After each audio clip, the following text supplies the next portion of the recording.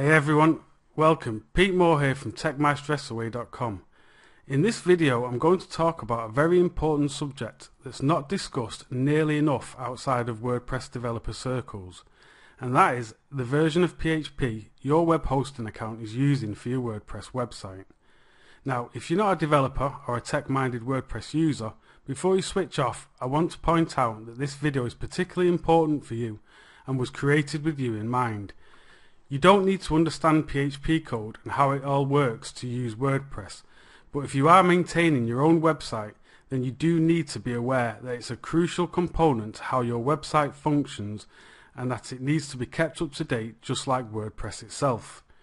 If you're using an outdated version of PHP on your hosting account, then first and foremost it's a security risk, but also your website is not getting the performance boost that the latest versions of PHP can provide.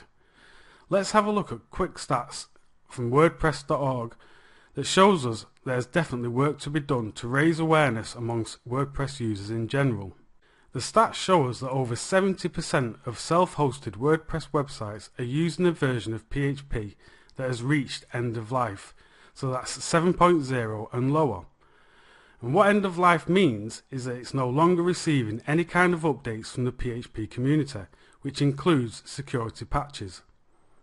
The latest version of PHP at time of recording is 7.3, which has only been out a few months, and as we can see, only 1.1% of WordPress sites are using it. Okay, enough stats, time for a disclaimer. As with any kind of software update, changing PHP versions can potentially break your site. If your website being broken affects your income or your business, then please hire someone who knows what they're doing. I don't want anyone blaming me, so you have been warned. What I will say though is, as WordPress and web hosts start to raise the minimum supported version of PHP, I can see a lot of websites breaking in the not too distant future. So this is something you really need to know about. The process of switching between PHP versions with most web hosts is usually quite a straightforward process. We'll be looking at some examples later in the video. The difficult part comes in making sure that your website is in the best possible position to make the switch without breaking, and that's where most of our focus will be. The three areas we're going to be looking at are preparation, testing, and then we're actually going to look at some ways to change PHP version on different web hosts. The first step you need to take before following anything else as we go through the practical side of this video is back up your website. My advice would be to do this via your web hosting account for this particular process, because they generally let you do a full backup, not just WordPress specific files and database. There are a number of backup plugins for WordPress available, and if that is your preferred option, that's fine. Just make sure you back up your site before going any further with what I'm about to cover. We need to know what version of PHP we're currently using.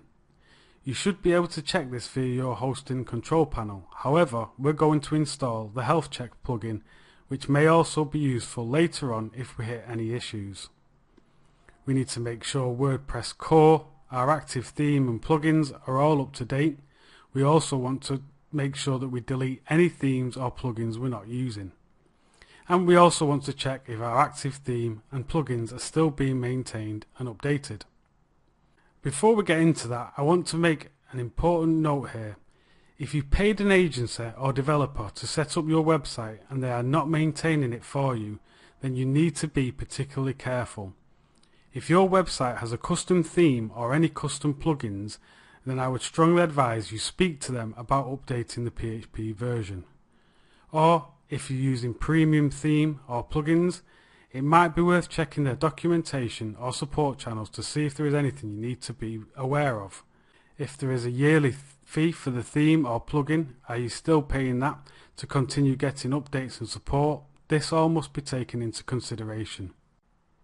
Okay, now to get into the more practical part of this video. I'm currently logged into a test site that I've got.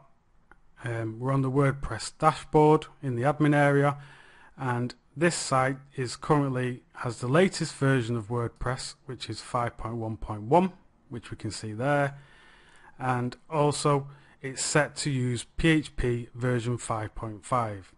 So if you're using a version of WordPress 5.1 or 5.1.1 at time of recording, and you're using an older version of PHP pre 5.6, you might see this message here. Also, we can see there's another warning message here saying that there's a plugin that's no longer running because its minimum version is 5.6. Now the first thing we're going to do is find out what version of PHP we're currently using on our site. Now, as I mentioned, this can be done via your control panel and your hosting account, but we're going to install the Health Check plugin. Now, I've already installed Health Check, which we can see here. There's a link here for Health Check under Dashboard. But for you, if you go to Plugins and then click on Add New, and then in the search box, if you type in Health Check,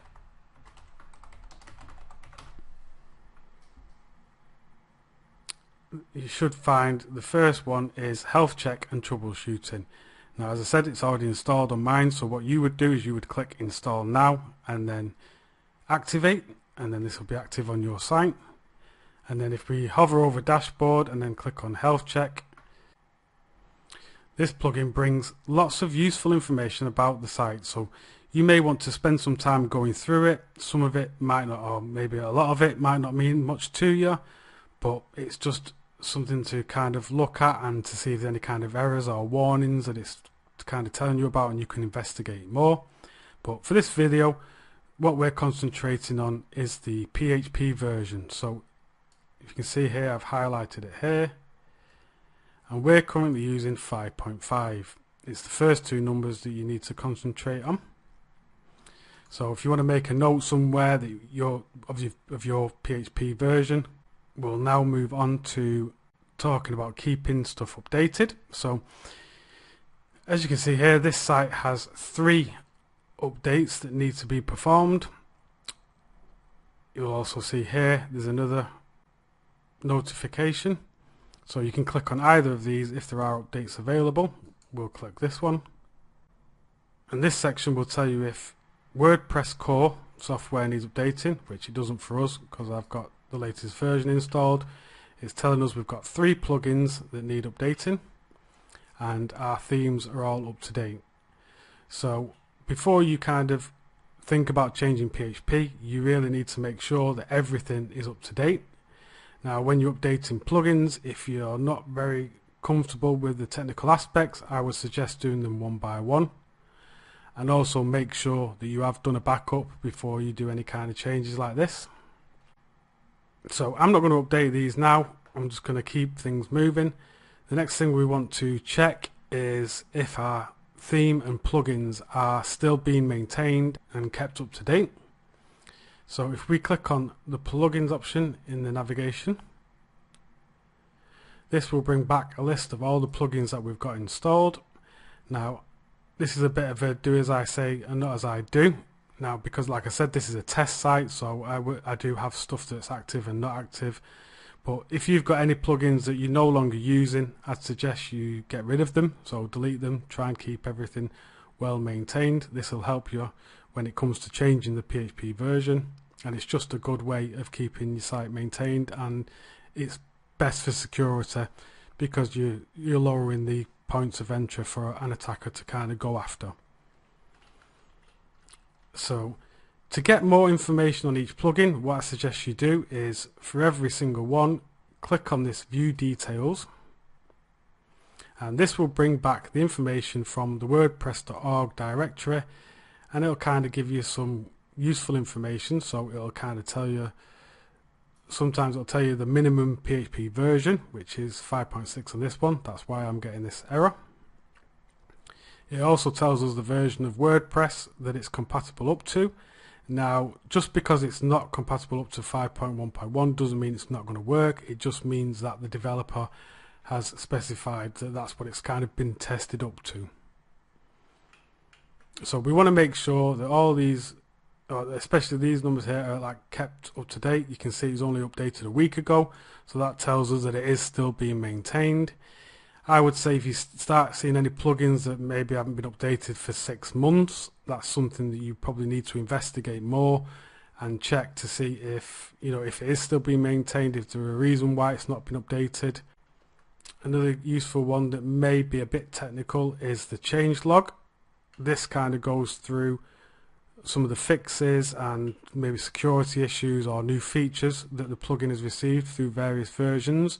So you may want to check through here to see if anything relates to the PHP version that you want to update to. And also what you can do is, if there's a plugin that you're really not sure whether it is still being maintained, if we go to the link on here where it says wordpress.org plugin page, if we open that link, that'll take us to the actual page on the wordpress.org site, and this gives us a bit more information, but it also gives us a link to the support forum. So if we click that, what we want to see is we want to see some recent activity, and to make sure that the developer is still kind of answering questions about errors and that kind of stuff. This will tell us that, you know, it's still active and maintained. Now if we go back to the site, themes are a bit more tricky, because for some reason it doesn't give us this same kind of option. So if I click on appearance, this will show me all the themes that I've currently got installed. Like I said, you probably want to delete any unnecessary themes. The only one that may be worth keeping is the current default theme. So at the moment it's 2019, that's the latest one. That could be useful just for troubleshooting issues, to be able to switch between themes to see if a theme's got a problem. Now, as I said, we don't really, if we click this, we don't really get a lot of information or kind of links to where we can see when the theme's been updated. So what we can do is, if it's a theme that is a free one that's in the directory, we can copy the name of it, and then you can always get to the wordpress.org site. If you look at the bottom of all the pages, you'll see there's a link. So if we click that and then click on themes and then enter our theme name and then more info, we can see here this was relatively recently updated, and we can also get links again to the support forum for the theme, so we can see if there's any questions. Now, like I said, if you've got a custom or a paid theme, that might not be so easy to find. One sign for a custom theme, so especially if you've paid someone to set up your site, you may see this box might relate to your site, or it may relate to the company that kind of built the site for you. That's probably an identifier that tells you that the theme is a custom one. So as I mentioned, it's probably worth contacting them to see if there's anything you need to do when you're updating PHP. One final note on themes: if your theme is showing here, or it's got any kind of mention of it being a child theme, so this is for the active theme and it's saying it's a child theme, then be very careful if you're going to be deleting any other themes that you've got, because the way child themes work is they need a parent theme. So what you'll find is you might have child theme here, which is your active one, and then you might have a parent theme next to it. So both of them need to be installed for it to work. So just be very careful when it comes to deleting things, and just be sure how your site is kind of set up. So now we're going to really move on to the testing phase, which I'm a bit hesitant, to be totally honest, because we're very limited with the options that we've got when it comes to testing. So I'm going to show this because there might be some learning points in it, but also it may still be useful for some people watching. Now, the plugin we're going to use for testing is called Php Compatibility Checkup, and if we go to plugins and add new, and then if we type in PHP, I'm not going to make you type compatibility because I'll probably embarrass myself in spelling it incorrectly anyway. If we scroll down, we'll see here, this is the one we're looking for, Php Compatibility Checker. It's already installed, so you'll need to click on install now and activate. And then if we come over to tools and PHP compatibility, now what we can see here is we've got different versions of PHP that we can choose. Now, one of the reasons why I'm hesitating to recommend this plugin is because it doesn't seem to be particularly well maintained. We can only check up to 7.2, which, to be fair, at the moment a lot of hosts only offer up to 7.2 anyway, so that's probably a sign as we look at some of the hosts later in the video, whether you're on a good hosting account or not. You can select to scan active plugins and themes, which, if you followed my recommendation before, you shouldn't really have any non-active themes or plugins anyway. There are some notes here that's probably worth checking through. If we have a look at this link here, this just shows some of the plugins that are whitelisted. So some of the common plugins that some of you may have installed, so stuff like Jetpack, WordFence, WooCommerce. What it's saying here is that they are compatible with PHP 7. It goes through some of the errors that you might see, and a lot of the time when you get these kind of things, when it talks about deprecated or since PHP 4 or anything like that, this is one of the big issues that developers have, is that they're always constantly trying to make sure that their plugins and themes are backward compatible with old versions of PHP. So if we can kind of move everyone up to the latest version of PHP, it'll be better for everyone in general. So it may be worth you having a look at that there.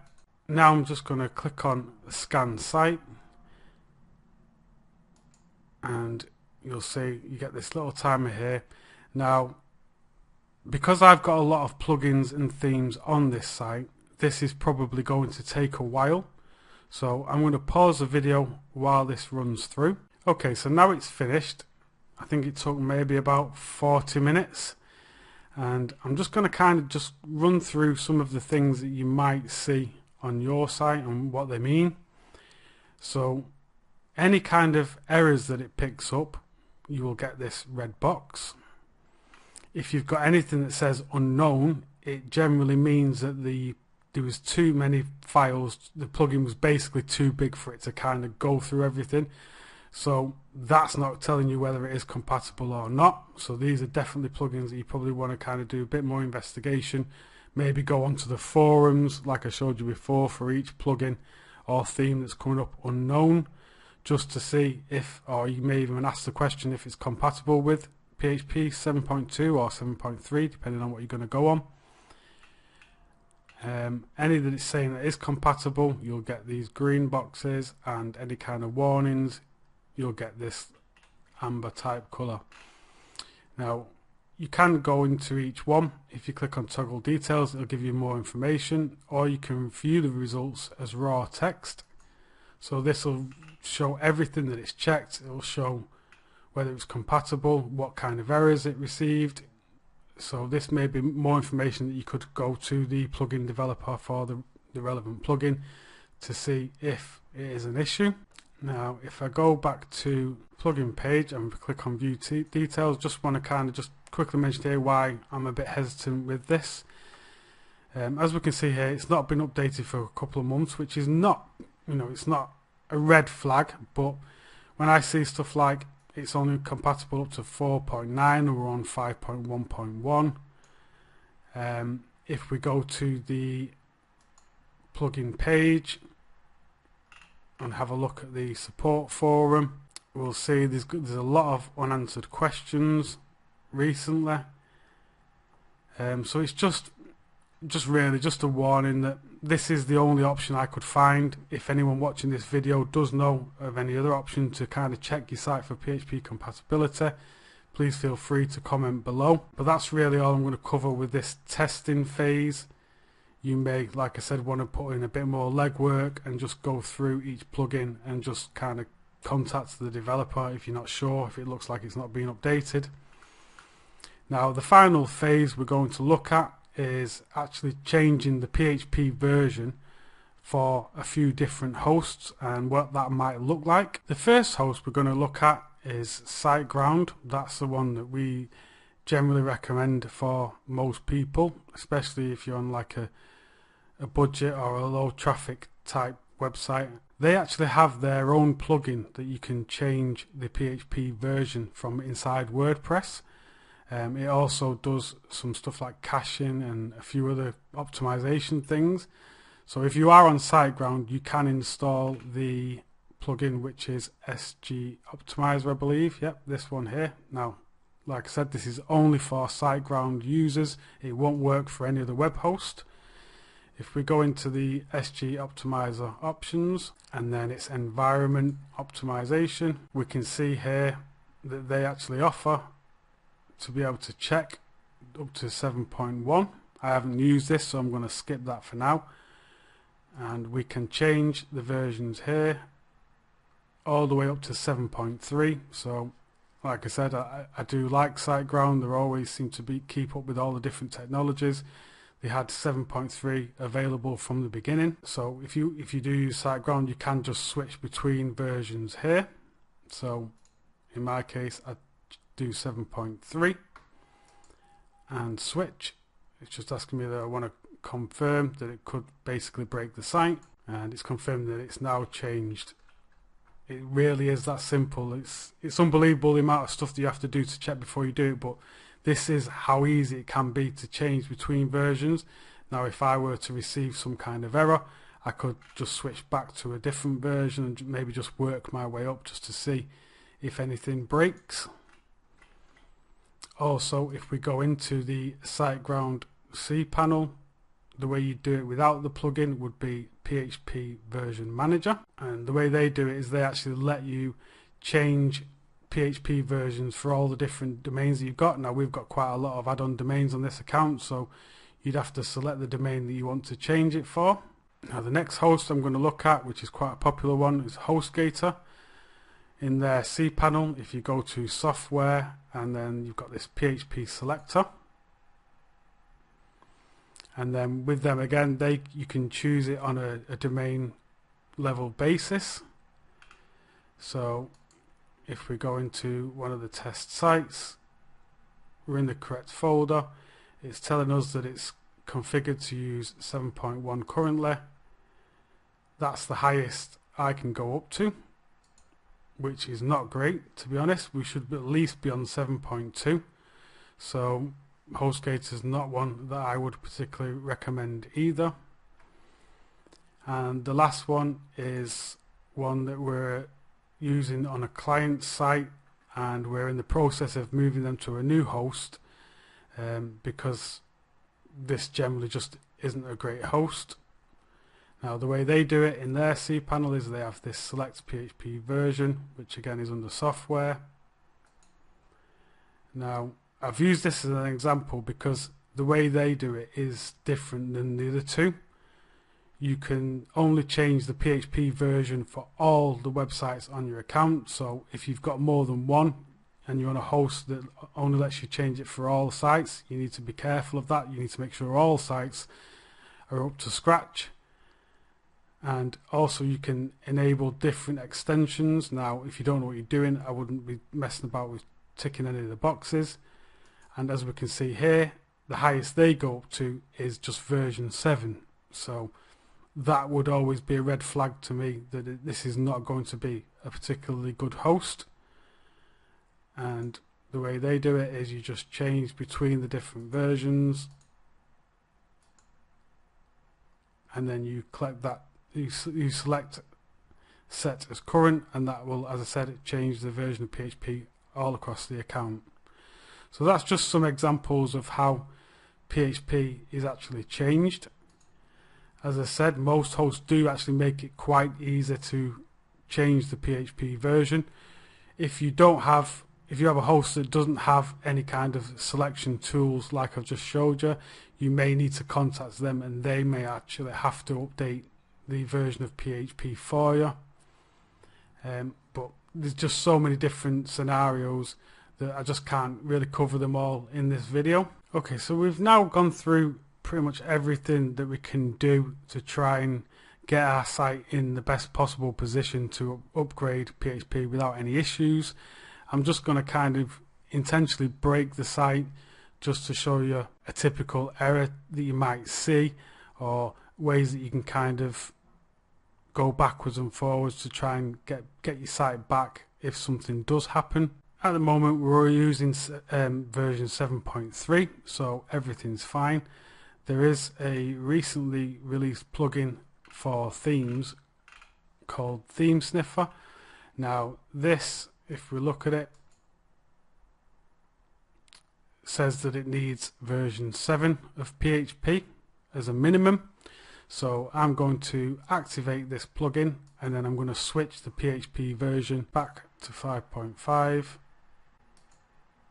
And now you see, if I've clicked to the dashboard, we've now got this PHP error. Now this tells us here that it's to do with the Theme Sniffer plugin.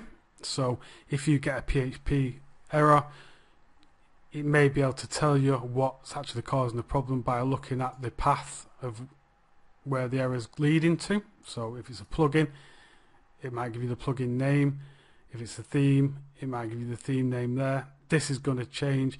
You may actually get the situation where you don't get this white screen. You might still be able to see your site as normal, but still have the PHP error. There's just so many different variations that I can't kind of really cover them, but this is just to give you an example of what it might look like. If you got an error like this and you couldn't access WordPress anymore, what you could do is you could go in through your host, change the PHP version, and then put it back to where it was, and then hopefully your site should come back. So I'm going to go and change the PHP version inside the version manager.